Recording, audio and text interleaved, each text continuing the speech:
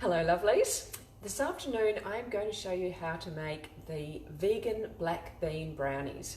Now I want to give absolute full credit to Rhianne Williams who developed the recipe, and I have used it so many times that I have made, I've got my own little tweaks to the recipe, which is what I wanted to show you today.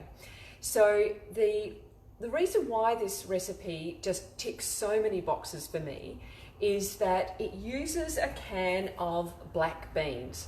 Now, obviously you can make your own black beans from scratch if you want to soak them and cook them and all the rest of it. For the ease of this recipe, I use a can of black beans. But the sweetness comes from dates, and the fats come from almond paste and almond meal. And the fact that it's got a can of black beans in there and really no one can tell is just so exciting, because beans are a fantastic source of plant-based protein. Beans are partly, that's just my oven telling me that it's ready. Beans are part protein and part carbohydrate. And the carbohydrate in them is what's called a resistant starch, which means it resists getting absorbed in the small intestine, and it makes its way down to the large intestine and gives basically your good gut bacteria a party. So they are just such a great source of protein. So let me just run through how I make these brownies. Now, the first thing I do is I measure out 200 mils of boiling water and I pour them over the dates that I have weighed out. So I think it's 170 grams of pitted dates, and I pour the hot water over there. Now, the reason why I measure out, hi Kate, the reason why I measure out 200 mils of boiling water is because I'm actually going to use that liquid instead of the 175 mils of almond milk that Rhianne uses in her original recipe. Now, I'm not against almond milk, but the first time I made these, I soaked the dates in hot water, and then I went to discard the hot water and I tasted it and I thought, oh my gosh, we're losing sweetness here.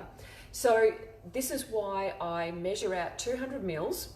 And I used to drain and reserve and measure the liquid again, but I have made these brownies so many times that I can tell you that just using 200 mils of boiling hot water to soak the dates in, then just throw all of them, the dates and the water, into the blender, and you don't have to use the almond milk. So we're using the soaked water from the dates instead of the almond milk. So that's my first little tweak.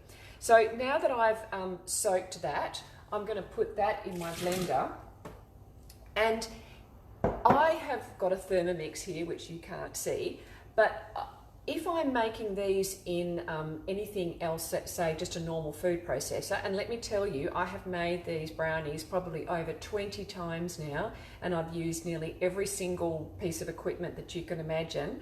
And if you've got something that's not very powerful, I would start by just blending the dates and the water initially, because the recipe says to pretty much throw everything in together and mix. But I like to, even if I've got the Thermomix, I still like to do the water and the dates. Then I will put in the can of black beans that you've rinsed, put those in, and then you would blend that. And then we're going to be putting in some almond meal. So you're measuring out your quantity of almond meal. Actually, I'm not going to put it in there. Then there is a couple of tablespoons of almond paste, some baking powder, a little bit of herb amare. She says a little bit of salt, but of course I always use herb amare. That's the healthy salt. And your, I think it's 35 grams of cocoa. Now, if you go to Rhianne's her site where you've got the recipes, she's got both measurements. She's got the metric and the cups and the grams and all that sort of stuff, which is great. So once you've blended all that up, then you're going to put the mixture into either a tray. Now, Rianne's original recipe says to put the all of the mixture into a baking tray. You'll find that the mixture is very thick, so you know that's fine. But what I like to do is I put the mixture in these silicone trays. So you can see that, and there's 12. But one batch makes 24 brownies exactly. So what I do is I fill these up, making sure that I just flatten the top, because the mixture is so thick that it's not really sort of, you know how like a cake molds to the mold. This doesn't, and because I want a flat top, because I'm going to be putting a little piece of chocolate on top, I smooth it down.